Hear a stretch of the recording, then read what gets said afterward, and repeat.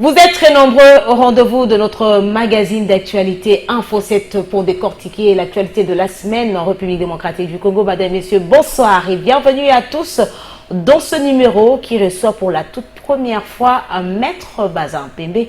Maître Bazin Pembe est président d'une structure, un parti politique.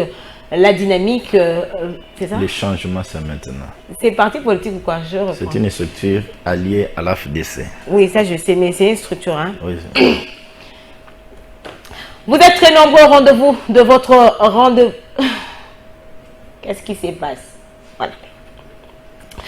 Vous êtes nombreux à suivre notre rendez-vous de la semaine Info 7, Madame, Messieurs. Bonsoir et bienvenue à tous. Nous sommes là pour décortiquer l'actualité de la semaine avec un invité qui passe pour la toute première fois.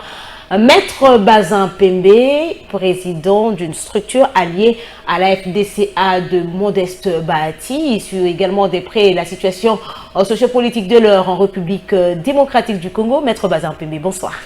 Bonsoir madame et merci beaucoup pour l'invitation. C'est un plaisir de vous avoir sur ces plateaux. Hein. C'est pour la toute première fois de participer. Je suis honoré par vous et je sais qu'on va passer les bons moments ensemble. Vous êtes responsable d'une structure. La dynamique, le changement, c'est maintenant. Et comment se porte cette structure? Nous l'avions créée en 2011, après les élections. Nous évoluons bien. Nous sommes au sein de ces méga regroupements politiques AFDC et alliés avec notre autorité morale, le professeur sénateur Modeste Bahati. Et nous nous préparons pour les élections de 2023. Donc, vous avez créé juste après les élections. Aujourd'hui, c'est quand même beaucoup d'années qui sont passées. Et votre structure se trouve dans combien de provinces de la RDC? Je suis implanté dans 11 provinces de la République démocratique du Congo. Et récemment, j'ai fait implanter ma structure chez moi, à Dekessé, au Kassai. Okay. Et là où je suis allé me faire enrôler. Et nous y travaillons pour les élections de 2023. Alors, vous êtes allé vous faire enrôler dans votre province d'origine? Oui, évidemment. Et pourquoi? Juste pour aller demander des voix, c'est ça? J'ai été sollicité par ce peuple. Certains sont passés là-bas, ils n'ont pas pu répondre aux attentes d'Ndenguesse. C'est pourquoi j'ai trouvé mieux d'aller chez moi au lieu de me battre avec certains ici à Kinshasa. Maître Bazin Pembe, vous êtes jeune, vous avez embrassé cette carrière politique, vous êtes maître également, avocat. Et là, quelles ont été donc les motivations qui ont conduit à la création de cette structure? Parce qu'en tant que jeune, vous aurez dû peut-être aller adhérer dans des partis politiques qui existent déjà. Oui, c'est en 2011, comme je l'ai dit, c'est après les concertations politiques qu'il y a eu en Belgique avec fait Etienne Tshisekedi Wamulumba. Le Sphinx de Limité. Sphinx de Limité, c'est par là que j'ai trouvé l'idée des frères. Ma structure dynamique, les changements, c'est maintenant. Je veux que nous ne conjuguons pas ces changements à l'avenir. Les changements doivent être maintenant, en tout et pour tous. Et quelle est la particularité? La particularité dans le sein de la dynamique, les changements, lorsque vous lisez nos statuts, vous trouverez que nous mettons beaucoup l'accent sur les changements du mental de l'homme politique congolais. Nous luttons contre la corruption et nous faisons prévaloir les droits humains. Et c'est parmi quelques éléments que nous prenons au sein de la dynamique les changements, c'est maintenant. Et nous voulons que ces changements soient nous, donc tout de suite. Maintenant, oui, pas demain. Pas demain. À l'immédiat. À l'immédiat même. Mais plusieurs années sont passées, qu'est-ce que vous avez pu changer? Nous y travaillons. C'est devenu un slogan, on dirait. Hein? Non, nous avions compris que, prenons l'aspect corruption, c'était devenu des modes de vie des Congolais, même de certains acteurs politiques congolais. Ça continue de l'être, non? Oui, la corruption continue, il faut y travailler, il faut un changement total des mentalités des Congolais. Heureusement que nous sommes aujourd'hui déçus par le comportement de l'homme politique congolais qui veut à tout prix être imbibé, vivre avec la corruption chaque jour. Et qu'est-ce que vous voulez dire à cette population qui est en train de vous suivre maintenant en disant que vous êtes déçus? Bon, la déception, oui, mais cette déception peut se transformer à une réalité, peut se transformer à une solution lorsque nous prenons conscience. Moi, je l'ai toujours dit, il y a élection en 2023, que ce peuple ne puisse plus encore commettre la bourde, l'erreur de nous faire retourner toujours avec les mêmes figues que nous sommes habitués à voir, à constater des scandales à la place publique. Et c'est là où qu'est venue votre déception? Parce que vous avez parlé de la déception, vous êtes déçu. Pourquoi vous êtes déçu? Déçu, oui, je dois le reconnaître parce que on attendait mieux, mais on n'est pas encore arrivé. Il y a des petits pas, il y a la bonne foi, mais cette bonne foi doit se concrétiser à certaines actions, la bonne à foi impact visible sur le terrain. La bonne foi de ceux qui sont en train de nous gouverner aujourd'hui, je l'ai toujours dit, si nous voulons faire la différence entre les régimes Tshisekedi et les régimes de Kabila, de triste mémoire aujourd'hui, il faut avouer que Félix, malgré les défis, il est en train de faire quelque chose pour élever la situation économique, sociale, même sécuritaire en République démocratique. Entre-temps, le panier de la ménagère, on ne sent pas ces changements et ça inquiète la population. Et certains observateurs disent même que le peuple congolais est en train de vomir Félix Tshisekedi. Vous voyez, au Congo central, on exploite la tomate, plusieurs légumes, si je peux le dire ainsi, mais si nous n'avions pas de routes à transporter cela, on vivra toujours des scandales en scandale. Mais si nous avions des routes qui sont en train aujourd'hui d'être construites sous Félix, il faut se glorifier. Je l'ai toujours dit, lorsque vous faites les provinces, vous trouverez que même la ville de Kinshasa est devenue aujourd'hui une ville très poussiéreuse parce qu'il y a des travaux qui se font de gauche à droite en termes de routes, des hôpitaux et aussi autres. Donc nous avions intérêt à accorder des doutes de bonne foi à ces régimes qui prouvent quand même qu'ils ont un intérêt à relever. Maître Bazin Pembe, vous étiez au cabinet de la ministre Adel Kaïnda, on vous a chassé, hein? Qu'est-ce qui s'est passé? C'est fort ça. Le terme chassé, c'est un terme oui, mais fort. Ça sert à, les uns et les autres sont en train de dire qu'on vous a chassé. Après être chassé, vous avez sauté avec une lettre de démission. Nous avions accepté, moi personnellement, j'ai accepté de servir, de faire ma carrière politique avec le professeur sénateur Modeste Bachilukwebo. J'ai jugé bon à être loyal, être constant, parce que j'ai toujours condamné la transhumance politique dans la classe, permettez-moi la tautologie, dans la classe politique congolaise aujourd'hui. Et je n'aimerais pas tomber dans les erreurs. J'ai pris l'option de poser un acte que nous appelons en droit acte volontaire. La démission, je l'ai fait, personne ne nous a chassés.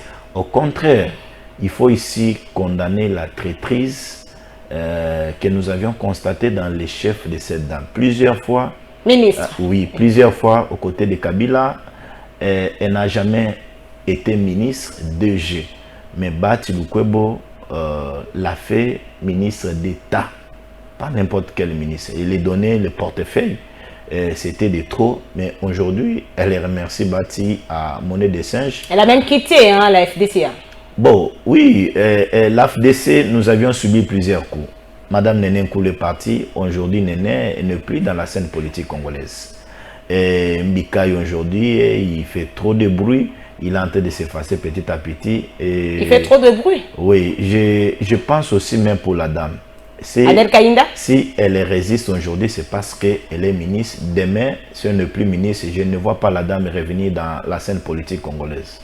Madame, Messieurs, prenons à présent le premier dossier de notre rendez-vous de la semaine. Vous le savez, le premier de chaque année, le monde célèbre la Journée mondiale du travail.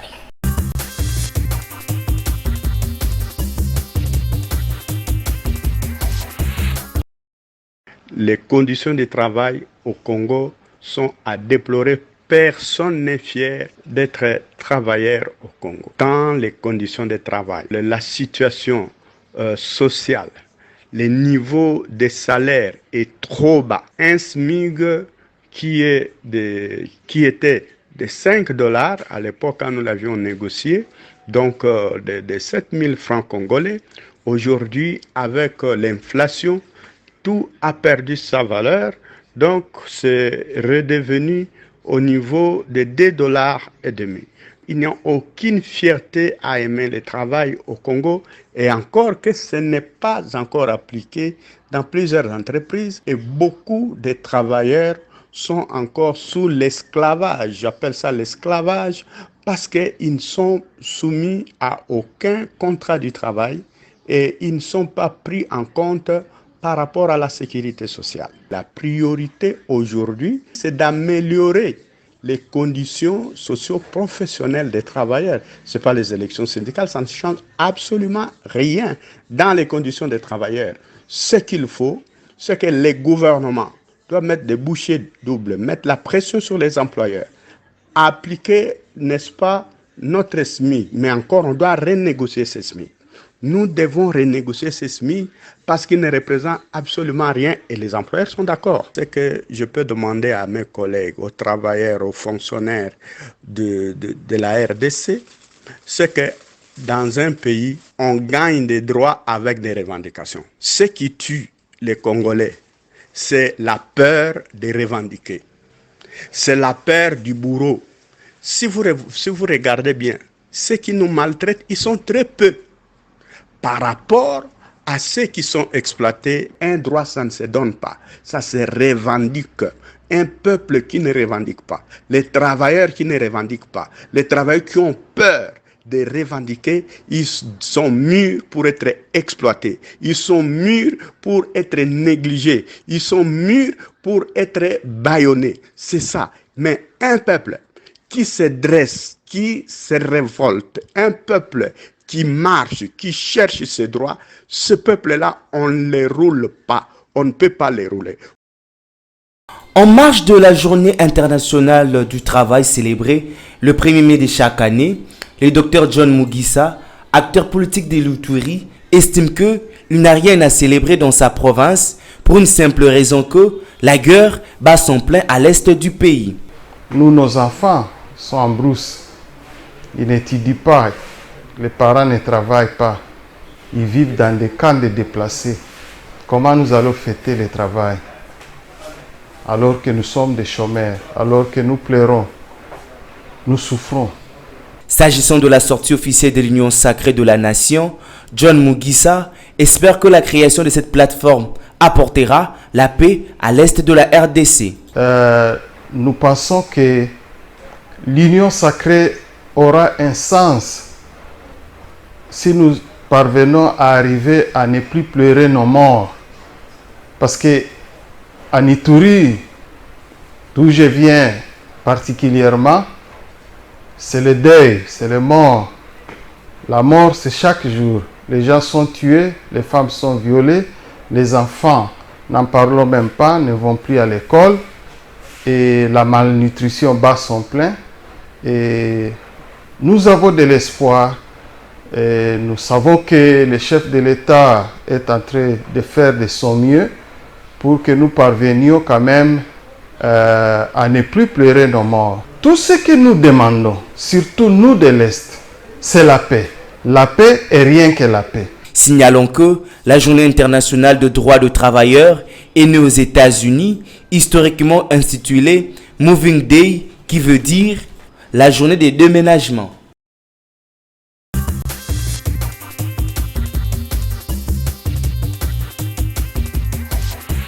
Maître Bazin Pembe, comment trouvez-vous la démarche du député national, Alphonse Ngoï Kassanji, qui a interpellé la ministre du portefeuille, Adel Kaïnda, et le directeur général de la minière de Bakwanga? C'est une démarche purement parlementaire. Nous pouvons que saluer la démarche du député honorable Ngoï Kassanji. Il est à noter que la minière de Bakwanga aujourd'hui traverse des moments de faillite.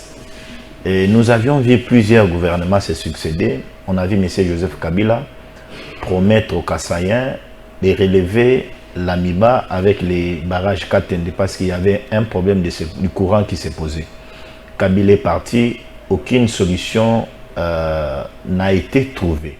Tshisekedi aussi a donné beaucoup d'espoir à ce peuple-là. Le président Félix, je le dirai madame, sans embâche. Okay. Le président Félix est venu, il a promis aux Kassaïens plusieurs fois qu'il est allé en Bougemaï il a promis aux Kassaïens de relever l'AMIBA, de mettre les moyens nécessaires pour que l'espoir puisse renaître dans les chefs de certains Kassaïens. Jusqu'à la preuve du contraire, il n'y a aucune suite favorable à ces promesses. Lorsque je lis la question orale avec débat de l'honorable Ngoïka Sangé, je me suis dit... ancien gouverneur du Kasaï oriental. Un espoir sortirait de là. Pourquoi madame, je peux vous rassurer que je n'ai pas à compter aujourd'hui de l'expertise de madame la ministre du portefeuille. Adel Kaïnda. Évidemment, vous serez d'accord avec moi, depuis qu'elle est là, aucune entreprise sous sa tutelle n'a été visitée par elle. Vous êtes sûr, vous le dites parce qu'aujourd'hui, vous avez quitté le cabinet ou c'est la vérité? Non, je suis dans un média sérieux et je suis en face d'une dame qui maîtrise bien sa profession, donc je n'ai pas intérêt à venir blaguer à la télé ou bien s'en prendre à quelqu'un innocemment comme ça. Donc ce que je suis en train de dire, c'est une réalité. Allez-y. Et donc, je demanderai à l'honorable Ngoïka Sangé de continuer avec la démarche d'interpeller les DG. Vous savez que l'AMIBA a aujourd'hui des gisements non certifiés. Non. Si on veut emprunter, on veut appeler certains partenaires pour élever aujourd'hui l'AMIBA, la première des choses serait d'abord de certifier combien de gisements l'AMIBA détient jusqu'à la preuve du contraire. Et là, on peut évaluer en termes de chiffres. Et là, on saura quelle démarche emprunter pour relever tout ce qu'il y a comme défi à l'AMIBA. Et à l'AMIBA, il n'y a pas que les défis des gisements, certifiés des gisements. Il y a aujourd'hui certains retraités de l'AMIBA qui n'ont jamais été désintéressés jusqu'à la preuve du contraire. Combien de parcelles l'AMIBA détiendrait jusqu'à aujourd'hui? Et il y a beaucoup de personnes qui sont allées à la retraite, on ne sait pas combien. Hein. Madame, nous avions vécu en Boujemaï. À notre époque, c'est l'AMIBA qui nous mettait à l'aise. Qui donnait l'espoir à toute la population. L'espoir à la population kassaïenne, particulièrement la province du Kasaï oriental. Mais aujourd'hui, faites un tour en Boujemaï. C'est une misère totale. La misère est totale et c'est décevant, c'est déplorable. Maître Bazin Pembe, vous n'êtes passé pas si vite. Vous avez dit que la ministre Adel Kaïnda, qui est revenue dans le gouvernement Samaloko des deux, n'a jamais visité les entreprises portefeuille de la RDC. Vous étiez avec elle et pourquoi? Bon, est-ce qu'elle n'a pas les compétences? Est-ce que parce qu'elle n'est pas à la hauteur? Ou qu'est-ce qui se passe au juste? Le portefeuille, c'est un ministère clé, technique. Il faut quelqu'un qui a de l'expertise, qui a la connaissance d'abord sur la loi. Vous savez qu'après la transformation des entreprises, aujourd'hui nous parlons de l'acte uniforme, OWADA. Oui. Il faut les gens qui maîtrisent bien cet acte uniforme. Et aussi quelqu'un qui maîtrise très bien toutes ces entreprises du portefeuille. C'est lui qui a la carrure de tonner sur un DG et les DG revenir à l'ordre. Et donc, nous avions intérêt à conseiller le gouvernement, le Premier ministre Jean-Michel Samaloukonde, à y veiller énormément sur le portefeuille. Donc, vous confirmez que c'est un mauvais casting du professeur Atilou Kwebo qu'il avait envoyé?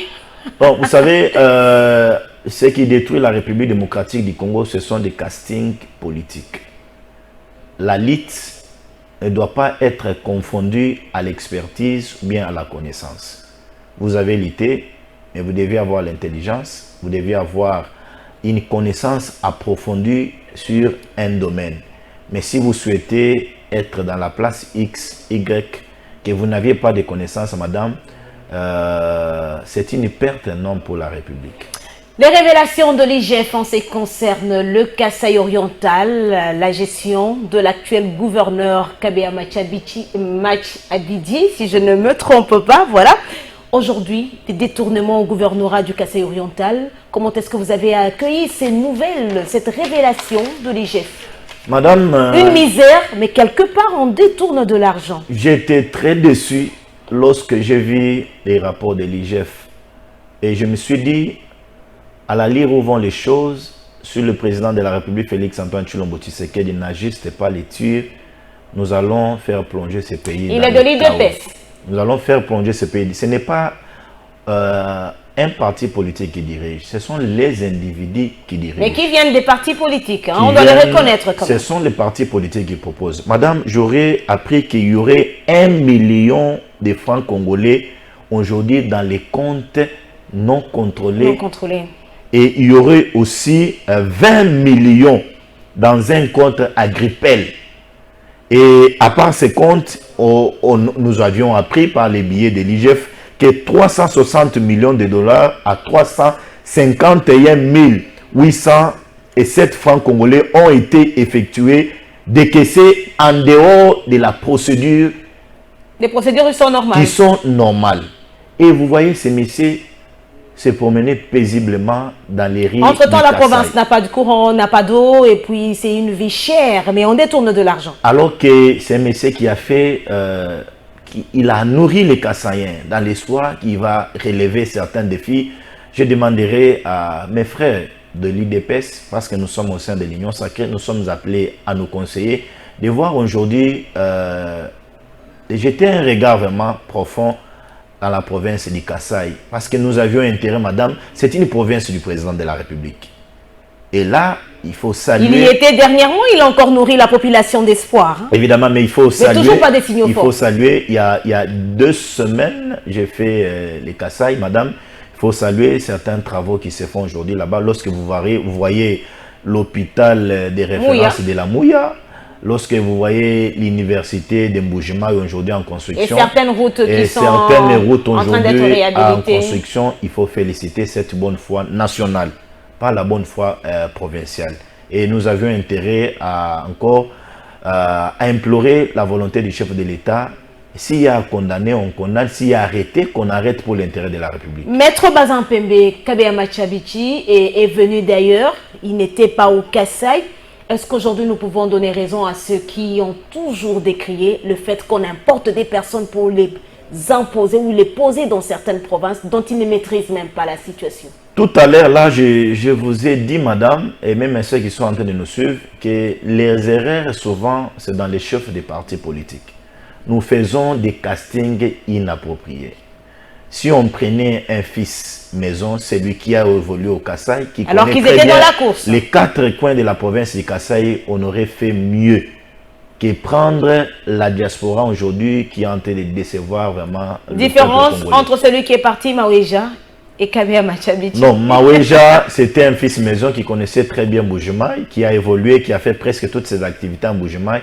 Mais Maweja avait un problème, permettez-moi l'expression de la langue, il avait un problème intellectuel, si je peux le dire ainsi. Il fallait vraiment revoir sur Maweja, mais on a fait confiance à Machabidji, mais aujourd'hui il déçoit le peuple kassaïen.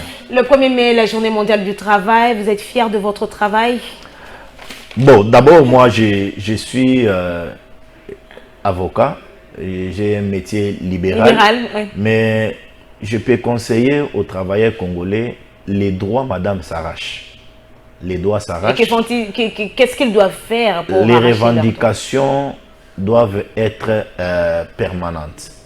Et aussi exiger les contrats du travail. Sans contrat surtout du travail... Surtout avec les expatriés, ça n'existe pas. Évidemment, sans contrat du travail, ça se passe sous un regard, le regard de l'État congolais qui ne dit absolument rien. L'État a ses faiblesses, mais exiger la signature d'un contrat, c'est un droit le plus légitime.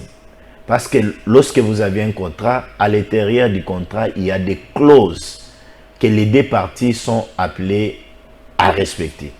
Et aujourd'hui, ne parlons pas seulement de ceux qui sont en train de travailler dans les entreprises de l'État, qui sont à la fonction publique. Il faut aussi relever un cas. Et là, j'aimerais interpeller certains députés qui sont nos mamans qui nous aident souvent dans nos maisons. Tu sais que ces dames-là font leur travail au-delà des heures convenues par la loi et ils sont souvent objets d'exploitation. Des femmes de ménage. Vous trouverez une femme de ménage, c'est elle qui s'occupe de l'évacuation des pots des enfants à la maison. C'est cette femme-là, lorsque l'enfant Et maintenant, on a un nouveau système. Elle passe nuit à la maison, elle ne rentre chez elle que le week-end. Ça, c'est ce qu'il faut condamner. Moi, j'ai eu plusieurs fois, je ne révèle pas ici les cas de ma profession, j'ai eu plusieurs dossiers. Les femmes surtout qui passent nuit à la maison, et ces femmes-là sont objets d'exploitation, ils sont objets comment je peux dire, des lynchages, ils sont objets vraiment, madame, de plusieurs choses. Et certains parviennent même à trouver des grossesses. Et donc, l'État congolais est appelé à veiller sur toutes ces choses-là. Et maintenant, aujourd'hui, nous voyons des expatriés qui sont en train d'exercer même les petits commerces réservés aux nationaux. Vous avez déjà vu ça? Oui, j'ai déjà vu ça. Mais j'aimerais aussi dire, lorsque nous parlons du travail, que je n'ai pas confiance à tous ces syndicalistes qui sont aujourd'hui dans la poche des mandateurs, qui sont aujourd'hui dans la poche des ministres. Ces syndicalistes ont oublié l'objectif poursuivi par eux. Ils sont aujourd'hui intimidés par les mandataires, exploités par les mandataires parce que ce sont eux qui ont les moyens, qui gèrent la République et ils ne sont pas en train d'aider la République. Il y a élection, je demanderai au travail vraiment de bien réfléchir avant de voter. Madame, Monsieur, prenons à présent ce dossier. Le 3 mai dernier, c'était la célébration de la journée mondiale de la liberté de la presse. Elle a été célébrée avec faste dans la capitale de la République démocratique du Congo. C'était en présence même du président de la République, Félix Tshisekedi.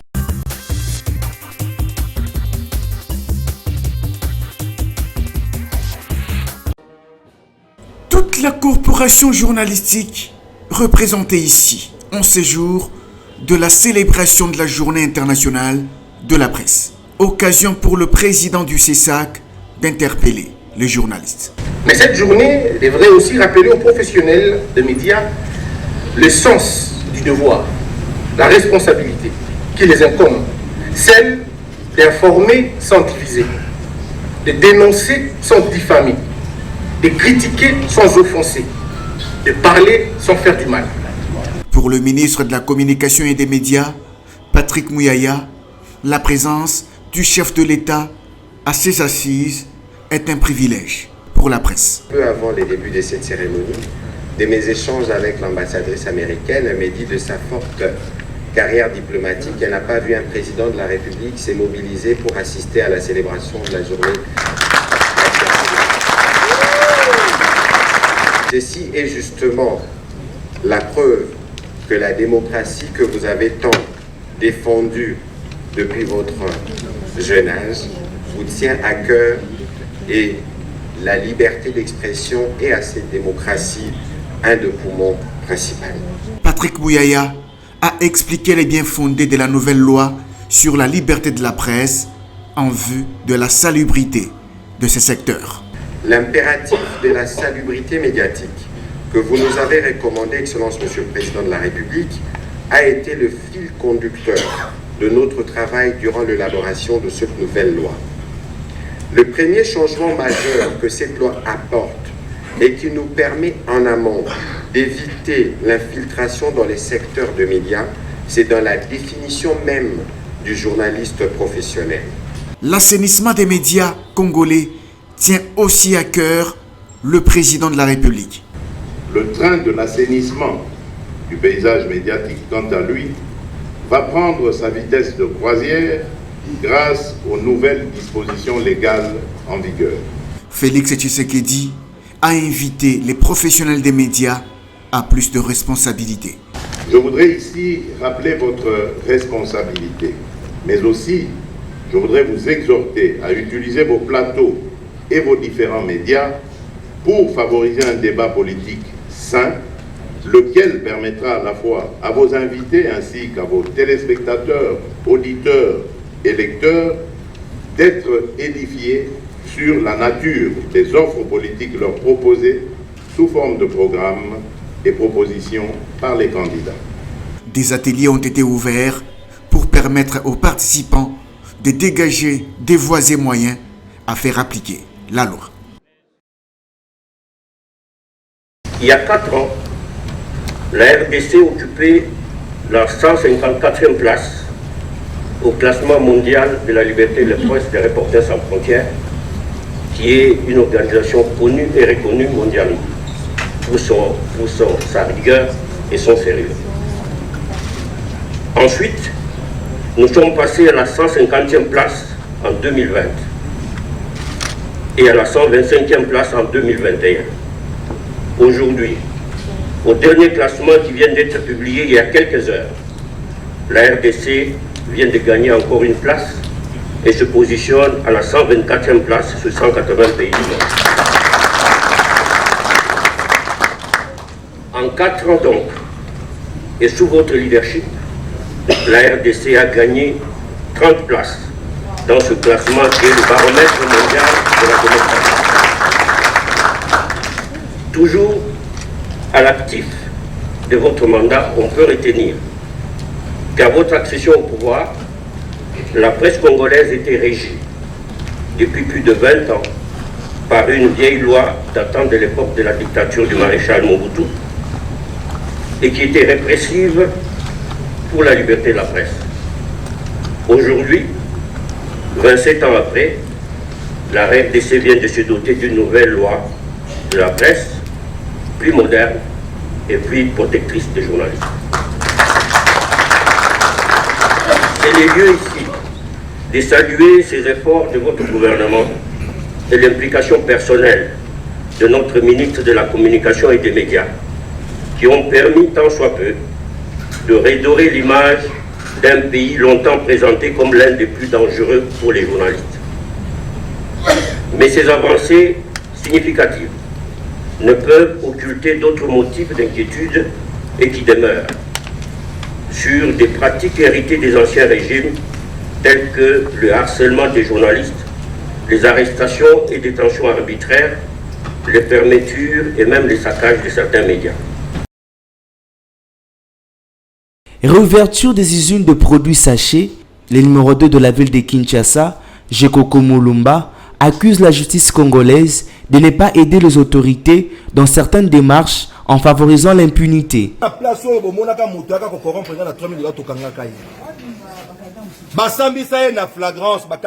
Il a été condamné à 5 ans de prison. Mais Tokuti Bango, plus grave, la personne qui a été condamnée à 5 ans, Tokuti na bureau na Fanny. Quand je dis toujours que justice est d'Arabie sauté vraiment, c'est ça les pommes, c'est ça les problèmes. Gérard Mulumba affirme par ailleurs que le sachet et les bouteilles en plastique sont non seulement à la base des inondations qui sévissent à Kinshasa, mais aussi rendent sale la capitale congolaise. Production, na utilisation, il y a des sachets où ils allaient non biodégradables, la société wana écoute la conformité.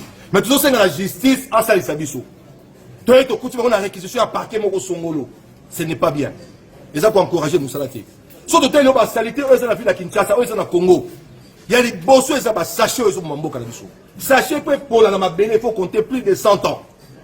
Il y a mis balai ça va bouteille, il y a ma maille au toujours c'est il faut ma principe, il faut ma mi be comment ma casser ya tout en nene pour le bidon, ba na ko racheter ba bidon na bango. L'autorité urbaine estime que dans l'avenir, il faudra voir dans quelle mesure prévoir de lois pour que le producteur de ces bouteilles en plastique rachète leurs bouteilles.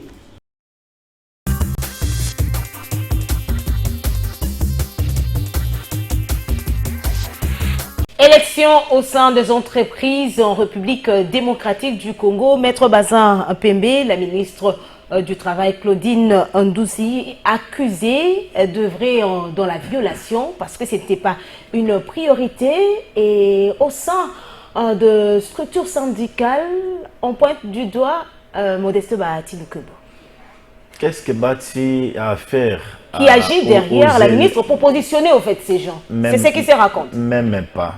Bahati est président au Sénat de la République démocratique du Congo. Mais en tant qu'autorité morale, il a un mot à dire. Bahati n'est pas ministre. Madame Claudine Ndouzi a... En tant qu'autorité morale, nous savons quand même comment ça fonctionne. Madame Claudine Ndouzi a un premier ministre. La dame a un job description qu'elle pratique. Je ne vois pas comment Madame Claudine Ndouzi, Bahati Lukubo peut s'immiscer dans les choses du Mais vous savez quand même qu'elle était devant la justice avec les syndicalistes, non? Bon. Parce qu'on estime que ce n'est pas une priorité. Madame, alors la priorité c'est quoi?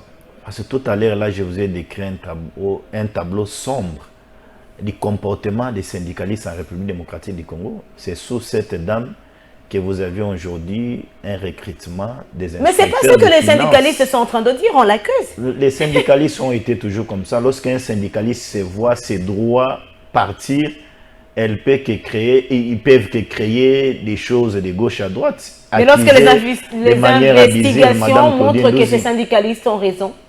Raison en quoi? Parce que la dame Mavi, elle est arrivée, elle a constaté qu'il y a plusieurs années, les élections ne se sont jamais organisées. Il y a certains syndicalistes, chefs coutumiers, elle est venue, elle veut mettre de l'ordre. Et pour certains syndicalistes, ça ne va pas. Il faut diaboliser de manière abusive la dame. Ce n'est pas de la bonne chose. Moi, je demanderai à tous ces syndicalistes d'avoir un bon discours, de présenter l'offre aux travailleurs qui vont faire les choix sur eux. C'est la moindre des choses. Célébration de la journée mondiale de la liberté de la presse en République démocratique du Congo. Joseph Kabila Kabange est parti. Félix Tshisekedi arrive et la RDC gagne 30 places. Aujourd'hui, occupe la 124e place sur 180 pays alignés. Madame, j'ai été plusieurs fois consulté par les journalistes. Je suis allé comparaître pour le dossier journaliste. Vous constaterez que dans la majorité des dossiers, il y a des préventions, des diffamations, les injures, des dénonciations calomnieuses qui sont des préventions mises souvent à charge des journalistes. Les journalistes. Nous avions un problème, vous aviez, vous, journalistes, un problème dans votre corporation. Et lequel? J'ai fait un constat. Quel problème? La majorité des journalistes ne maîtrisent pas l'éthique et déontologie régissant les journalistes congolais. Et vous poserez la question au nombre des journalistes de vous donner même certaines dispositions de la loi dont Tivis a fait état tout de suite là, la loi de 1996, la loi du 23 juin 1996. C'est une bonne loi. Cette loi protège même ceux qui font les colportages aujourd'hui dans les rues de Kinshasa qui vendent les journaux. Mais vous trouverez la majorité des journalistes qui n'ont pas une idée sur cette loi. Qui ne maîtrisent pas les dispositions qui sont dans la loi. Oui, et vous allez aussi constater que les journalistes congolais confondent souvent la liberté d'expression au libertinage. Un journaliste congolais trouve mieux passer à la télé, intimider, outrager certaines autorités sans fondement. Lorsque vous allez engager les poursuites à l'endroit de ces journalistes, ils transforment ça à un acharnement, ils transforment ça... Mais qui sont derrière tout ça? C'est vous, les politiciens, non? Évidemment, il faut les reconnaître que certains politiques aujourd'hui utilisent de manière aveugle certains journalistes qui ne maîtrisent pas leur profession. Je donnerai raison ici à M. Lambert Mende Kiadé dans l'État qu'il y aurait des moutons noirs dans votre corporation qu'il faut travailler pour élaguer tous ces gens. Et aujourd'hui, il faut s'en féliciter. Voilà pourquoi nous avons une nouvelle loi. Oui, j'ai aimé la loi. On a appelé ça loi Mouyaya.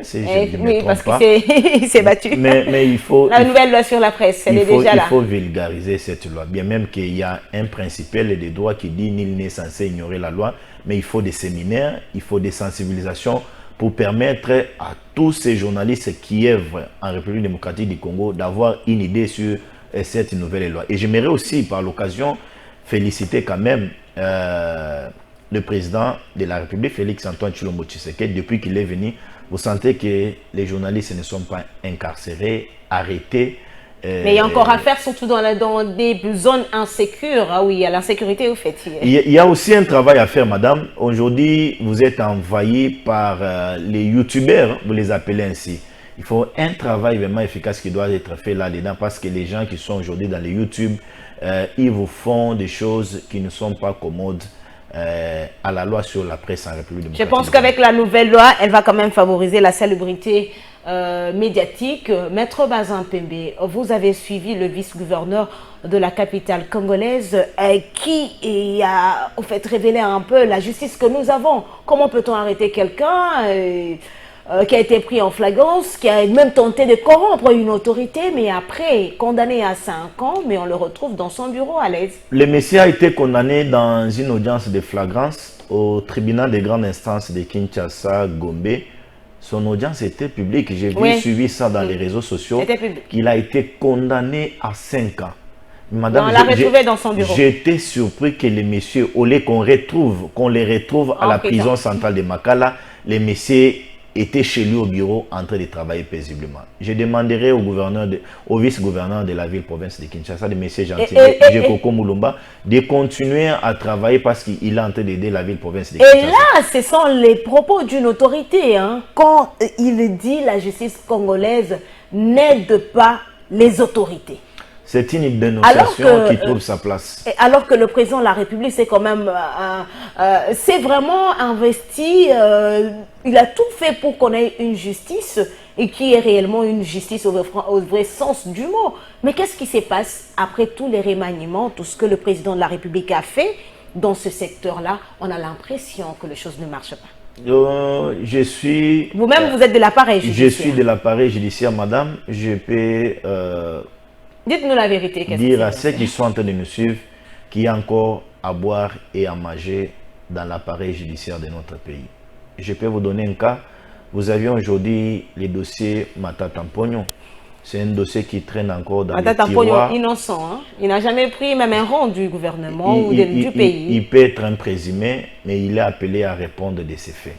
Vous avez les dossiers Matata Mpognon, mais aujourd'hui, on ne sait pas à quel niveau nous en sommes avec ces dossiers. Il y a tant de dossiers. Donc les magistrats doivent comprendre que la justice élève une nation. Ils sont appelés à aider l'État congolais pour relever les défis dans l'appareil judiciaire. Mais pourquoi ça ne marche pas? Où se situent les problèmes? Qu'est-ce qui se passe? Bon, les problèmes se situeraient au niveau de l'homme qui gère aujourd'hui l'appareil judiciaire. On doit cesser la complaisance. C'est lui qui a raison. Il est rétabli dans ses droits. On ne doit pas avoir une justice de deux poids, deux mesures. Dans les prisons, on a plusieurs personnes qui attendent de comparaître, mais qui ne comparaissent toujours pas. Il y a certains de nos frères aujourd'hui qui sont en train de nous suivre de la prison centrale de Makala. Ils sont incarcérés parce qu'il manque un $50, il manque un $100 qui peinent à trouver une liberté provisoire. Et ça déçoit énormément. Donc on peut dire aujourd'hui que la justice congolaise est faite seulement pour les pauvres. Les riches s'en sortent main libre. Il y a deux poids, deux mesures dans l'appareil judiciaire de notre pays. Toutes ces personnes qui ont été interpellées et arrêtées pour corruption, détournement. Ils sont appelés à répondre de ces faits. Ils sont déjà partis. Il y a un cas, le cas du Kassai. Vous avez un cas aussi avec certains secrétaires généraux qui se payent doublement.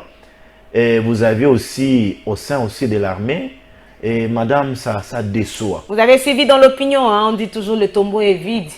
Ah oui, mais les gens ont raison. Nous sommes allés par un cas patent. C'était le cas de M. Vital Kamere, qui a été condamné à 20 ans. Et nous avions vu d'un coup le monsieur retrouver sa liberté, être acquitté par des mécanismes inappropriés par la justice de notre pays. L'actuel ministre de l'économie. Et on les voit maintenant dans les affaires. Espérons que la prison l'a corrigé et il va changer. L'a corrigé alors qu'il n'avait rien pris.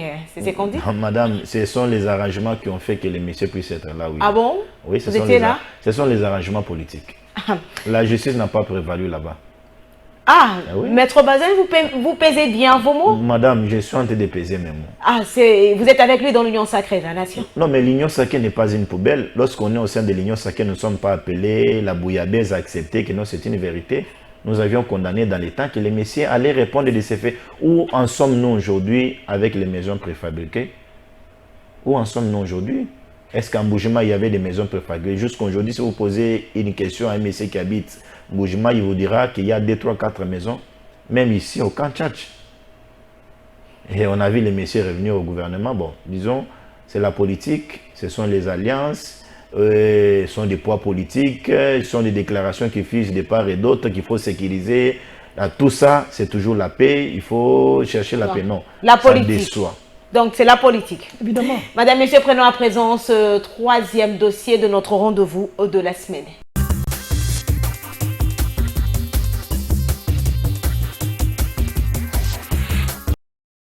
Moi, je vais demander à tous les Congolais conscients de soutenir la proposition de loi Tchani.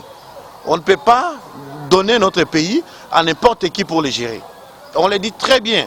En ce qui concerne des fonctions régaliennes au sein de notre pays, pour être président de la RDC, président du Sénat, président du Parlement, gouverneur de la Banque centrale, ministre des Finances, chef d'état-major général, premier ministre, vous devez être d'origine des parents congolais. Ça, c'est la loi de notre pays. Même au niveau de la Banque centrale, depuis Mobutu jusqu'à présent, pour être gouverneur de la Banque centrale aujourd'hui, le règlement impose, le règlement exige assez que le gouverneur soit des parents congolais. Là, il n'y a pas de problème. Seulement la présidence de la République. Pour servir ton pays, la République du Congo, est-ce qu'il faut être seulement président de la République pour servir ta nation? Tu peux servir ta nation partout là où vous êtes. On a interdit à personne d'acquérir la nationalité congolaise. Vous pouvez avoir la nationalité congolaise par acquisition. Mais pour des hautes fonctions de notre pays, on ne peut pas donner ça à n'importe qui. Je demande aux autorités congolaises, au gouvernement de notre pays, de dire NON à l'audit de l'OIF pour notre fichier électoral. Ce n'est pas l'OIF qui finance les élections en RDC. Et l'OIF en question est dirigé par une Rwandaise. Mushikiwabo Warara Kagame. Vous comprenez un peu? Qu'est-ce qu'il a à voir dans notre fichier? Ces auditeurs veulent venir faire entrer l'USB dans nos fichiers pour avoir le contrôle de notre fichier afin de retourner avec ça au Rwanda pour aller transformer les données pour mettre le nom des Rwandais, des Réréré, au sein de notre fichier électoral. Nous disons NON. La question de réserver exclusivement l'accès à la présidence aux Congolais nés des pères et des mères congolais continue de faire couler encre et salive au sein de l'opinion congolaise. Pour Jean-Paul Ilunga, cadre de la démocratie universelle et inclusive, cette loi vise à protéger et à réguler la nation congolaise.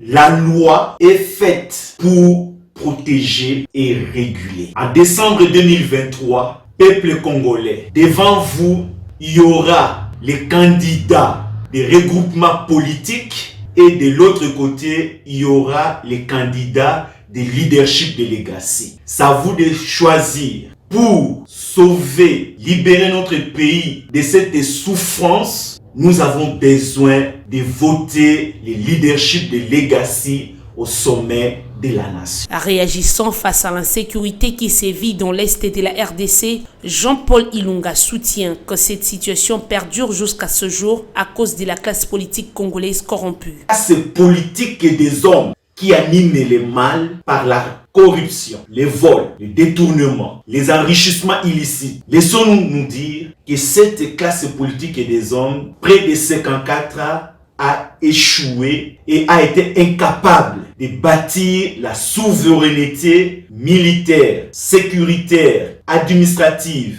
politique, économique et sociale de notre nation. Préoccupé par l'insalubrité qui sévit dans la ville de Kinshasa, cet acteur politique annonce que la DUI mettra en place un plan pour éradiquer définitivement ces phénomènes une fois aux commandes. Nous avons conçu un plan adéquat de lutter contre l'insalubrité dans la ville de Kinshasa. Mais nous voulons nous dire ceci, que dans ce plan, nous allons avoir des entreprises proprement congolaises, des ramassages régulés de déchets et ordures, des entreprises de traitement des déchets, des entreprises d'incinération des ordures pour produire l'électricité. À noter que la démocratie universelle et inclusive, partie dit des valeurs de la redistribution des richesses, prône la refonte.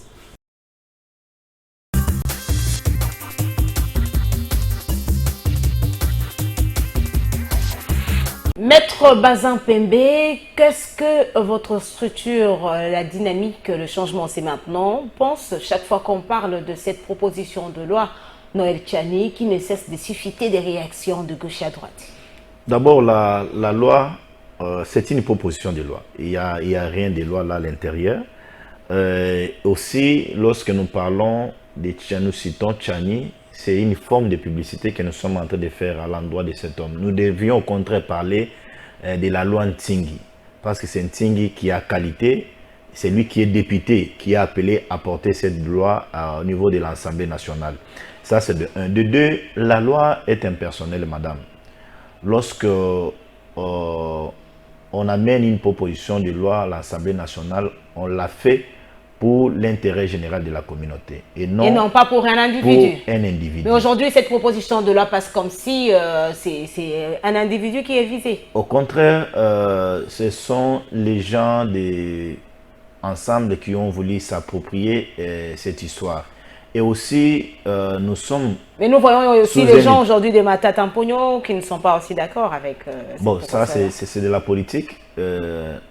C'est le pourquoi de la marche du 13. C'est une marche pour dire non à cette proposition de loi qui vise aujourd'hui Matata, qui vise aujourd'hui M. Moïse Katumbi, et aussi dire non au dossier Bukangalozo. Non, mais la marche, ils ont dit en sécurité, soutenir les FARDC, mais aussi exiger la restructuration. Voilà, le mot est là. La restructuration. Au stade actuel, parler de la restructuration de la CENI et même revoir encore la Cour constitutionnelle, c'est très utopique. C'est très utopique, madame. Et donc, la marche du 13 a un objectif, c'est une marche que Katumbi et Matata ont... Aujourd'hui, ils font bloc contre l'Union sacrée de la nation. Non, Union sacrée, nous sommes très bien préparés. Vous avez vu la sortie officielle le 29 avril 2023.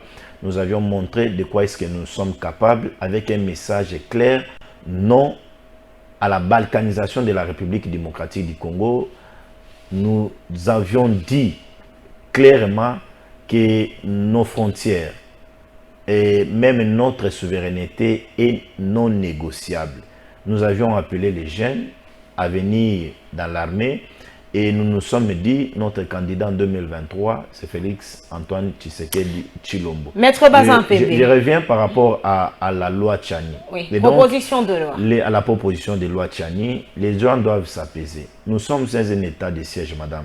Sous l'état de siège, on ne peut pas parler de changement de la Constitution. Donc, nos frères d'ensemble sont en train d'envenimer inutilement la classe politique congolaise. Ils doivent s'apaiser. Inutilement? Évidemment. Et aussi, c'est des droits qu'un parlementaire réfléchisse sur une loi. Mais donc, on accuse l'Union sacrée d'être derrière cette démarche pour écarter Moïse Katumbi, qui est un candidat, selon plusieurs, un candidat potentiel. Hein? Croyez-vous que Félix Antoine Tshisekedi Tshilombo, qui est entouré aujourd'hui de Bati Lukwebo, qui a un parti politique très bien implanté, de M. Bemba, de M. Bosso et consorts, avoir peur de M. Katumbi, qui y a un parti politique qui peine encore à être installé en République démocratique du Congo. Quelle est cette personnalité-là qui entoure Katumbi, qui peut effrayer la volonté que le peuple congolais a affichée aujourd'hui à l'endroit de Félix Antoine Tshisekedi? Les plans que Katumbi est en train de faire, c'est une preuve qu'il a la population avec lui. Madame, il y a un problème en République démocratique du Congo. Et nous avions toujours confondu les spécificités à certaines réalités. Katumbi, il est toujours dit, il est bon pour aider ces pays en matière sportive parce qu'il a de l'expérience. C'est un affairiste. Mais il peut aussi aider le pays en étant président de la République. Il n'a pas la carrure. Comment ça? Il n'a pas la carrure, madame. Qu'est-ce qui vous fait dire? Nous sommes un pays à dimension continentale, madame. Il faut donner les gens qui ont les nerfs pour gérer ce pays. Katumbi n'a pas la carrure alors qu'il a été gouverneur applaudi de plusieurs personnes. Madame, si c'était Bahati Lukwebo, Tshisekedi aurait peur. Si c'était Bemba, Tshisekedi aurait peur, madame. Mais Tshisekedi ne peut pas avoir peur face à un monsieur qui ne maîtrise pas d'abord les 26 provinces de la République démocratique du Congo. Et qu'est-ce que vous racontez, Maître Bazampébé? Je vous raconte l'histoire vraie, madame. Même les gens qui entourent Katumbi sont conscients que ce sont eux qui poussent Katumbi à faire de la politique. Vous pensez que ça ne vient pas de lui-même? Il est bon pour les affaires, madame. Et là, nous les concédons. Ah bon? Non pour la politique. Et j'aimerais aussi dire à l'Église catholique qui veut à tout prix s'y mixer. J'aurais même appris... L'église catholique veut s'immiscer? Oui, j'aurais même appris que Katumbi, s'il est venu à Kinshasa, c'est suite au conseil qu'il a reçu de certains prélats catholiques qui l'ont poussé à venir s'installer ici pour chercher comment créer un chaos le 13 Ah mai. bon? Tout à l'heure, là, vous m'avez présenté comme le président de la dynamique, les changements. C'est maintenant, ouais. Nous voulons ces changements. Les changements au Congo ne veut pas dire seulement lorsqu'on est candidat président de la République qu'on peut apporter un plus pour son pays. On a vu aujourd'hui M. Jean-Pierre Bemba, qui était premier vice-président finance, hier, aujourd'hui, être vice-premier ministre de la Défense. Il est en train de servir la nation. Nous avions aussi intérêt à conseiller à certains qui veulent à tout prix, même par acharnement, par intimidation, accéder à la magistrature suprême. Mais non, on doit changer la donne quand même. Et pourquoi vous interpellez l'Église catholique qui ne fait que son travail pour le bien-être de sa population? Les prêtres ont pour mission l'évangélisation. Si vous voyez un prêtre s'est mixé dans la politique, il n'a plus encore l'évangile en lui. Moi, je conseillerais aux prêtres de rester dans leur casquette des prélats, des évangélistes. C'était bien quand ils étaient avec l'UDPS, encore dans l'opposition, jadis. Mais à l'époque, c'est parce qu'il n'y avait pas la volonté de M. Kabila d'organiser les élections.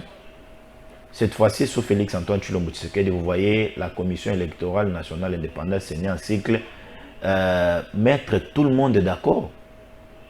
Non, mais le PPRD de Joseph Kabila Kabange n'est pas toujours d'accord avec la CENI. Vous avez, madame, les journées portes ouvertes. La CENI a lancé...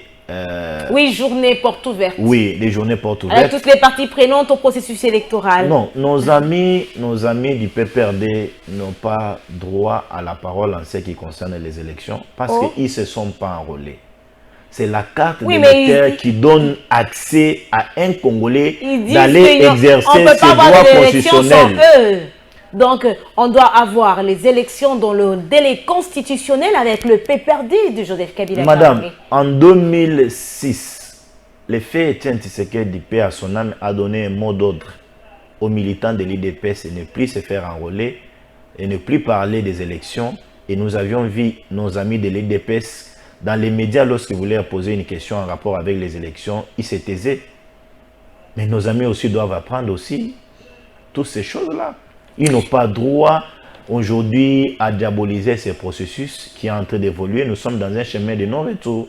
Maître Bazin Pembe, vous êtes à l'aise aujourd'hui de vous retrouver à côté de ceux-là, selon vous, qui ont détruit ces pays parce qu'ils étaient avec Joseph Kabila Kabange, mais aujourd'hui vous êtes avec eux dans l'Union sacrée de la nation? Madame, moi je suis fier, je n'aimerais pas ici parler des autres, mais je peux rassurer à ceux qui sont en train de nous suivre que moi personnellement, Maître Bazin Pembe, je suis fier d'être aux côtés du professeur sénateur Modeste Batsi Lukwebo jusqu'à la preuve du contraire. Batsi n'a jamais touché les armes. Mais dans l'Union sacrée, il n'a pas le sang entre ses mains.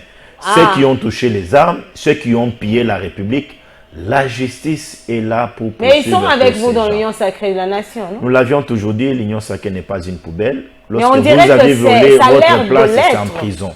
On dirait que ça a l'air de l'être parce que l'Union sacrée a accueilli tout le monde. Alors, s'ils viennent au sein de l'Union sacrée, croyant se sécuriser, madame, ils sont en train de faire fausse route.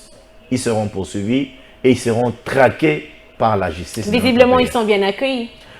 Être bien accueillis, oui, c'est sur le plan politique, même sur le plan judiciaire, les dossiers restent entre les mains des magistrats et ils ont un passé qu'il faut fouiner. Avec cette justice qui n'aide pas les autorités congolaises, comme le disait tantôt le vice-gouverneur de Kinshasa. C'est pourquoi je suis en train d'appeler les garants des institutions, Félix Antoine Tshilombo Tshisekedi, de faire un effort pour corriger. Madame, moi j'aimerais un jour voir un magistrat en train de répondre dans une audience de flagrance parce qu'on l'a arrêté, main dans les sacs, en train d'être corrompu. Mais nous voulons aussi voir toutes ces histoires se passer en République démocratique du Congo parce qu'il y a certains magistrats qui ne sont pas en train d'intérioriser, qui sont là pour aider la justice de notre pays. N'oubliez pas, le président de la République, Félix Tshisekedi, l'avait dit, on ne va pas fouiller dans les passés. Non, les gens l'avaient mal compris. Ah bon? Après cela, la caméra a été arrêtée.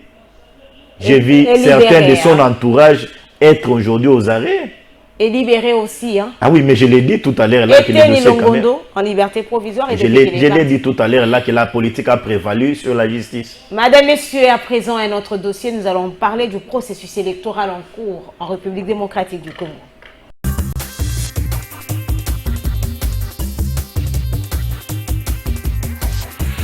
C'est au nom du président de la centrale électorale, Denis Kadima, que le deuxième vice-président de cette institution a clôturé les journées portes ouvertes. Ce dernier jour a connu la participation des membres du gouvernement, du Conseil supérieur de la magistrature et du Parlement.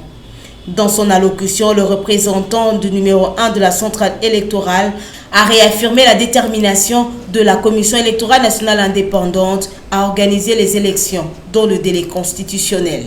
Si vous allez tout oublier que nous venons de dire ici, retenez au moins 2 ou 3 choses.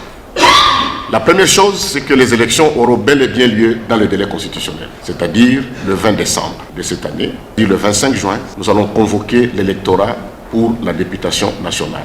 Une deuxième chose, c'est que la CENI a ouvert ses portes. C'est pour la consolidation de la transparence et de la crédibilité de notre fichier. Donc nous avons tous intérêt d'être ensemble, de cheminer ensemble. Mesdames et messieurs, c'est en ces mots que je déclare close les journées portes ouvertes. Les participants à cette journée ont salué l'initiative de la centrale électorale. Je suis satisfait tout simplement parce que c'est une œuvre humaine et que la volonté traduite de la CENI peut ne pas être régulièrement ou sur recommandation respectée. Non, mais ça peut être respecté à 70-80%. C'est une réussite pour nous. Ce qui vaut la peine, hein, c'est l'aboutissement de l'organisation des élections au mois de décembre 2023. Moi, je ne peux qu'encourager de demander à ce que ça s'accentue, que le cadre de concertation entre les parties prenantes et la CENI soit beaucoup plus permanent, que les informations soient mises à la disponibilité des uns et des autres. Encore que ce processus ici a été annoncé avec beaucoup de contraintes. Donc ce sont des défis à relever. Et plus on informe, plus les parties prenantes sont tenues au courant de ce qui se passe, moins il y aura de suspicions et la crédibilité sera renforcée, la transparence. Et je crois qu'on aura un processus apaisé. Prenant la parole lors de ces assises, le rapporteur adjoint de la Commission électorale nationale indépendante, Paul Moyindo, a fait savoir que la CENI est en train de matérialiser le 4e axe de son plan stratégique et opérationnel qui consiste à construire une nouvelle culture d'inclusion pour garantir la transparence dans le processus électoral en cours. SENCO et l'ECC, nous sommes dans la dynamique d'accompagner la CENI pour crédibiliser davantage le processus électoral. Et chaque fois que nous sommes préoccupés par quelque chose qui peut entamer la crédibilité, nous nous empressons à rencontrer les responsables de la CENI pour échanger avec eux. Et là, je suis heureux que jusque-là, on a toujours une oreille attentive. Ce qui nous a amené aujourd'hui à rencontrer le président de la CENI, M. Denis Kadima, c'est le débat qui est en train de naître, un certain narratif qui est en train de naître par rapport à la nécessité de l'audit international, l'audit qui devait être mené par l'OIF, invité d'ailleurs par la CENI, mais on entend depuis un certain temps des réactions comme quoi ce n'est pas bon par rapport à la souveraineté du pays, par rapport à l'intégrité, et surtout que la directrice de l'OIF, c'est une Rwandaise. Alors, il y en a qui vont jusqu'à dire que il faut vraiment seulement que ce soit un audit national. Et nous, ça nous préoccupe. D'abord, les arguments sont politiques, ça peut se comprendre politiquement par rapport à la présence de la Rwandaise à la tête de l'OIF. Soit dit en passant que parmi les institutions qui défendent l'intégrité nationale et la souveraineté nationale, il y a la SENCO qui a dénoncé l'attitude, l'indifférence de la communauté internationale par rapport à ce qui se passe au Rwanda. Je vous informe que nous venons d'avoir une mission conjointe avec l'ECC aux États-Unis pour justement sur la situation à l'Est. C'est pour dire que nous tenons à l'intégrité. mais qu'on n'amène pas ça dans les questions techniques comme les questions électorales. Alors notre peur était que la CENI puisse être influencée par un certain discours pour être fermée à l'audit qui aurait une dimension internationale. Et nous avons échangé avec le président de la CENI.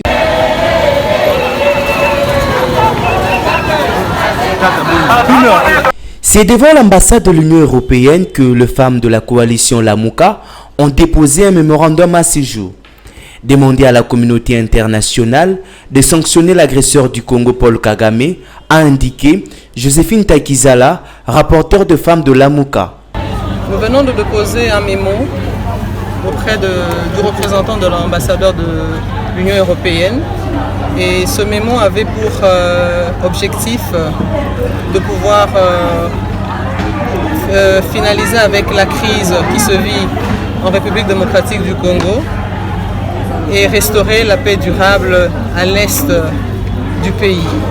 Et ce mémo a été accepté et nous, femmes de Lamuka, nous demandons à l'Union européenne, qui a l'habitude d'entendre sans s'exécuter, nous demandons maintenant à l'Union européenne de pouvoir sanctionner le Rwanda par rapport à tout ce qui se passe, la guerre qui se passe à l'est du pays. Elle sollicite par ailleurs à l'Union européenne de s'impliquer dans des résolutions multiformes pour la situation sécuritaire à l'est du pays. Nous demandons encore à l'Union européenne de dénoncer la guerre et l'invasion de l'Est, de prendre les sanctions contre le Rwanda et ses alliés et de s'impliquer davantage dans les résolutions de ce conflit multiforme et pallier à l'inefficacité des forces de l'AEC en apportant notamment un soutien militaire conséquent à nos troupes nationalistes afin de bouter hors de nos frontières souveraines toutes les forces négatives. Notons que cette plateforme de résistance politique prône également les 10 recommandations d'Adolphe Mouzitou qui préconise depuis l'an dernier notamment la construction d'un mur de séparation avec le Rwanda.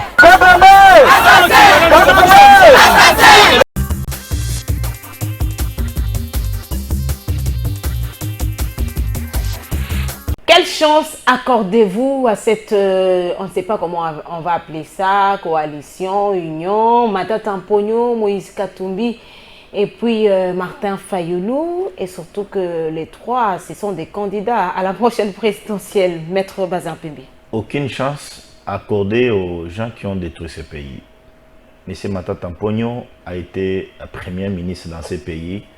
Aujourd'hui, il a des démêlés avec la justice concernant les dossiers Bukangalonzo. M. Moïse a géré ce pays.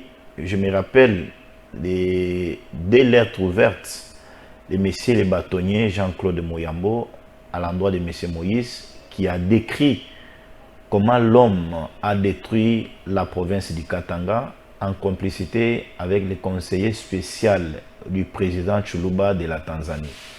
Et M. Martin Fayulu, qui a déçu les Congolais plusieurs fois. Comment ça? Suite à son inconstance politique. Fayulu a été avec Bemba, il a été avec Kungwaku Mwanzape à son âme, Madame Bazaïba, Moussa Nyamwisi, Matungulu. Vous allez me dire, Madame, que tous ces gens ont été des mauvais. Et Denis Sanga qui fait aussi partie de cette union. Aujourd'hui qui est des bons. Bon, Sanga a un problème. Lesquels? Sanga est en train de tromper certains Congolais, même certains qui l'entourent, que Félix, c'est le seul leader qu'on a vu au Kassai après la mort de son père. Maintenant, moi, je dois prendre la place de Félix Antoine Tshilombo Tshisekedi dans les grands Kassai. C'est ça la vision, la logique de Tsanga. C'est pourquoi le messieurs est en train de se tromper. Madame, on peut être intelligent, on peut être appelé à servir à l'Assemblée nationale. Mais la présidence, madame, il faut avoir la carrure, il faut avoir la maîtrise des 145 aussi n'a pas la carrure. Madame, je ne vois pas Sesanga être président de la République. Ils sont proches de Katumbi pour chercher comment les suisser. Savez-vous, madame, que Sesanga a été dans la rébellion? Il est venu avec RCD. Si nous déplorons aujourd'hui la situation de l'Est, c'est parce que tous ces gens ont montré la route à l'ennemi qu'au Congo, pour accéder au trône, il faut passer par la rébellion, il faut toucher les Kalachnikovs. C'est pourquoi l'autre fois, le président de la Chambre basse du Parlement disait quittez les groupes armés. Vous êtes là, quittez les groupes armés. L'a dit, et nous voyons aujourd'hui certains en train de répondre. Vous avez cette histoire de Mwangachuchu. Et ils sont les gens, madame, qui vont répondre devant les instances judiciaires. Rassurez-vous. Maître Bazin Pembe, élection en République démocratique du Congo, Félix Tshisekedi reste déterminé jusqu'à ce jour à organiser les élections dans le délai constitutionnel. De l'autre côté, déjà la Commission électorale nationale indépendante, on ne cesse de le dire que le mot glissement, ça n'existe pas chez eux. Mais face à la situation sécuritaire aujourd'hui, est-ce que la RDC doit être préoccupée par les élections? Nous sommes allés aux élections de 2011. 2018, si je ne me trompe pas, il y a certains partis de l'Est du pays étaient occupés par l'ennemi. Et nous avions on a vu aussi cette histoire de Yumbi. Oui, nous avions dans les Kasaï avec, comment on appelle encore Kamwinantsapu, voilà. Oui. Nous sommes allés aux élections et nous avions voté. Mais l'ampleur n'est pas la même aujourd'hui. On a les plateaux de Bateke, même ici à Kinshasa, la sécurité, la situation en Kwamoud, deux provinces sous état de siège. Madame, la volonté politique qu'affiche le président de la République aujourd'hui nous laisse à croire que nous irons aux élections en 2023 avec nos frères de l'Est. Et comment ça va se passer? Parce que c'est dans quelques mois, hein? Déjà oui, le 25 évidemment. Ici, la CENI va convoquer l'électorat pour la députation nationale. Bon, ce qu'il faut dire à la population congolaise, que certaines zones aujourd'hui, jadis occupées par l'ennemi, aujourd'hui entre les mains de l'EAC, la CENI est en train de se préparer pour voir comment il faut enrôler. Madame, nous parlons de la CENI. J'aimerais aussi féliciter la société civile qui a alerté sur l'audit du fichier électoral par l'OIF, dirigé aujourd'hui par une Rwandaise. Cette dame, le Congo, aujourd'hui pays francophone, menacé, agressé par les Rwandais, nous n'avions pas entendu aucune déclaration de madame la secrétaire générale de l'OIF. C'était très irresponsable si la République démocratique du Congo acceptait l'audit du fichier électoral qui fait partie de la souveraineté nationale. Parce que, madame, vous n'allez pas oublier que notre identité fait partie de certains éléments qui constitueraient un État. Et donc, prendre un fichier qui sera envoyé à l'ONIP pour nous délivrer les cartes d'identité, les remettre entre les mains de l'OIF dirigé aujourd'hui par une Rwandaise, madame, on tomberait sous le coup de la haute trahison. Et donc, moi, j'aimais les refus. L'OIF a refusé, non? Est-ce que c'est une décision politique? Madame, c'est la question seulement. Non, s'ils ont refusé, c'est parce qu'ils ont compris que les Congolais sont aujourd'hui vigilants et les Congolais ne négocient pas, un Congolais ne négocie pas sa souveraineté nationale. Non. Et là, nous sommes fiers. Parce que madame... Vous pensez que c'était un danger permanent si on venait auditer le fichier? Très permanent, madame. Très permanent parce que pour prendre notre fichier, les remettre entre les mains de l'agresseur de la République démocratique du Congo, on commettrait une erreur grave. Moi, je souhaiterais que la Commission électorale nationale indépendante, pour besoin de transparence, d'harmonie et d'apaiser tout le monde, de faire recours à l'expertise, même locale. Si nous avions des Congolais qui sont formés pour auditer, ils peuvent le faire. Même faire aussi recours à une autre structure internationale pour venir auditer notre fichier, pour apaiser les acteurs politiques qui vont concourir à ces jeux démocratiques. Maître Bazin Pembe, le président de la République, Félix Tshisekedi, reste déterminé à organiser les élections dans les délais constitutionnels au sein de la Commission électorale nationale indépendante. Le glissement n'existe même pas dans le vocabulaire de la centrale électorale, mais est-ce la situation sécuritaire offre un cadre propice pour organiser ces élections? Madame, nous, au sein de l'Union sacrée, comme nous l'avons dit d'antan, que nous sommes prêts pour aller aux élections en 2023. Certains nous ont reproché que nous n'étions pas organisés. Maintenant, sur le plan légal, nous sommes conformes. Deux provinces sous état de siège, la situation sécuritaire qui inquiète ici à Kinshasa, à Kwamout, dans le Sankuru, dans d'autres provinces. Et vous pensez vraiment que c'est l'atmosphère là? Est-ce que la RDC devrait vraiment seulement parler des élections? La République démocratique du Congo a 26 provinces. Nous avions 145 territoires et plusieurs villages. Je l'ai dit ici, nous sommes allés aux élections en 2006 sans certaines provinces du Congo. Et ce président de la République qui a été voté dans l'État a eu la légitimité. Mais l'ampleur n'est pas la même. Hein? La situation, par exemple, dans les deux provinces de Nord Kivu et l'Ituri n'était pas la même. La situation est en train de s'améliorer petit à petit. Espérons que nous irons aux élections avec toutes ces localités. Il reste juste quelques mois et la CENI s'apprête déjà à convoquer l'électorat le 25 juin prochain pour la députation nationale.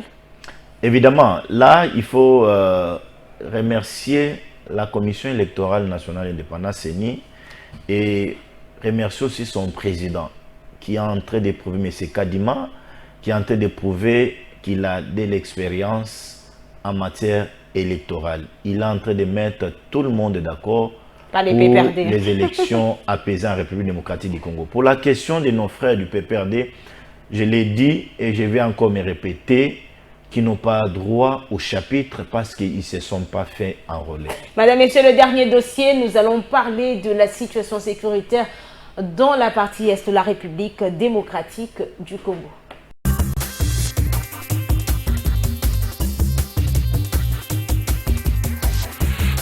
Les miliciens de la Codeco venus du territoire de Djougou se sont installés dans plusieurs villages dans le territoire du Maïgi en Ituri et circulent librement avec leurs armes, affirme la société civile de cette entité. Des sources concordantes rapportent que les miliciens de la Codeco ont attaqué cette localité et se sont heurtés à la résistance du groupe Zahir qui a riposté.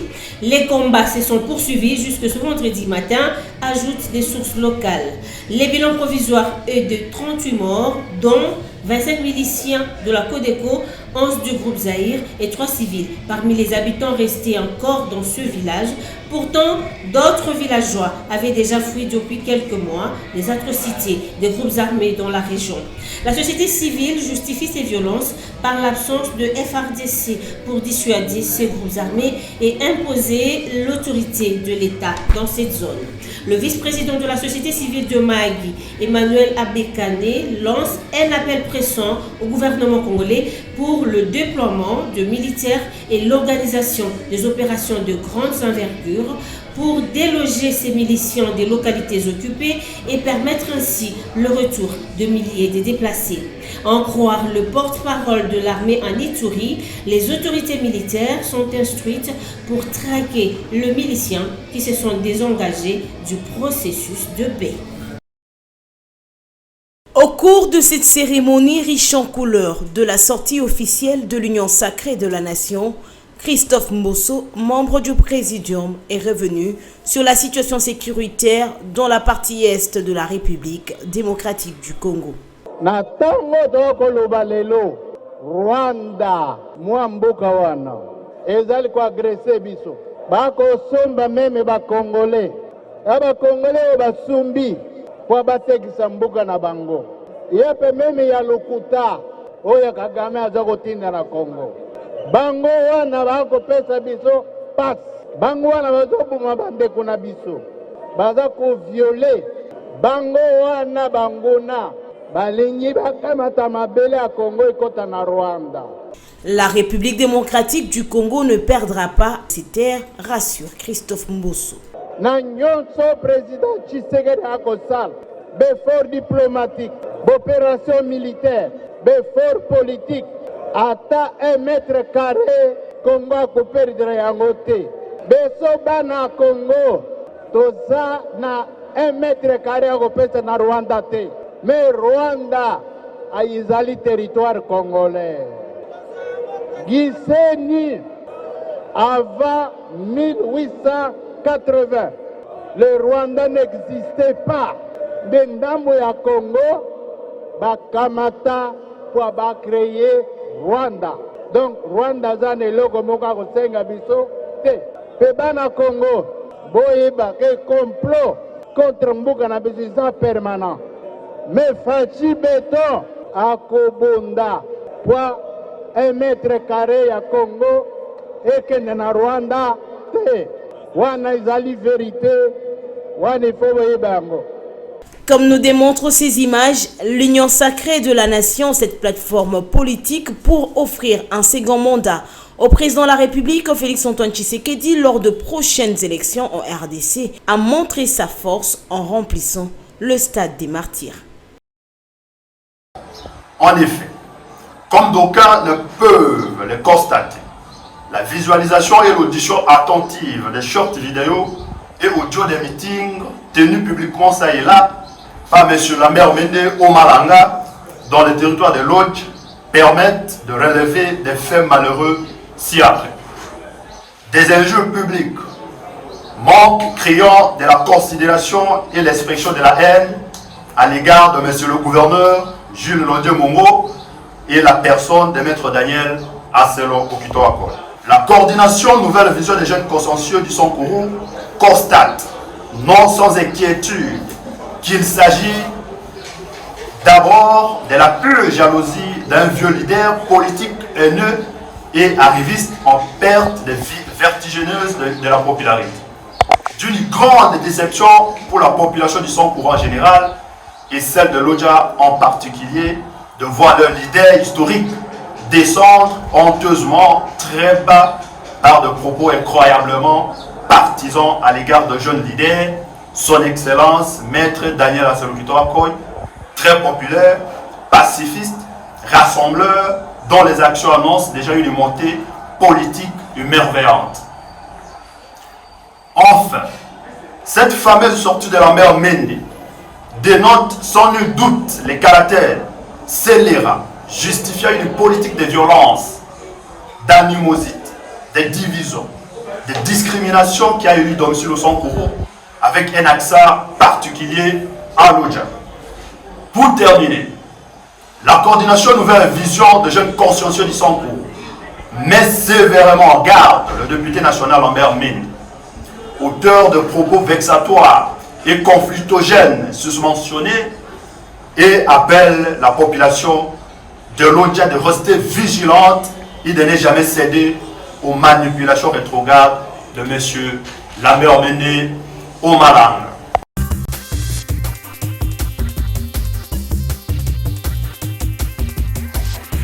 Deuil national ce lundi 8 mai 2023 dans le sud Ubangui. Nous avons enregistré la semaine plus de 150 morts, précisément à Kalehe. C'est bien sûr là, non, oui, Maître Bazapembe, oui. Vous êtes aussi là-bas? Dynamique, le changement, c'est maintenant? On n'est pas encore installé là, mais j'aimerais profiter de vos micros pour souhaiter mes très sincères c'est triste, hein, départ d'autant de personnes. Condoléances à cause des inondations. À ses frères qui sont partis de certaines émissions parce que c'est une catastrophe naturelle, madame. J'ai entendu du gouvernement décréter un deuil national. Espérons respecter cela et je demanderai aussi au gouvernement de prendre en charge les âmes de tous ces gens disparus. En tout cas, que leurs âmes reposent en paix. Nous sommes des cœurs avec la population de la partie est de la République démocratique du Congo. Catastrophe naturelle, inondation, mais aussi l'insécurité. Évidemment. La question de l'insécurité, madame, nous avions suivi tout à l'heure là certaines autorités revenir sur cet aspect des choses. J'aimerais ici me rappeler des écritures du professeur Ndaiwel qui parlait sur la situation de la République démocratique du Congo et du Rwanda. Dans ces bouquins, les profs a été clair que les Congo, c'est les Congo qui auraient certaines terres à récupérer au Rwanda et non les contraires. Et donc, si nos frères rwandais sont en train de se tromper aujourd'hui, que cette Kagame n'avait pas, il ne s'est pas gêné de le dire, hein, de réclamer ces terres. Madame Kagame doit le savoir que cette génération consciente n'acceptera pas de perdre même 1 centimètre de notre territoire national. Même au sacrifice suprême, même au sang madame, on défendra l'intégrité territoriale de notre pays. Quelles leçons aujourd'hui la RDC peut-elle tirer de l'affaire Mwanga Tchouchou?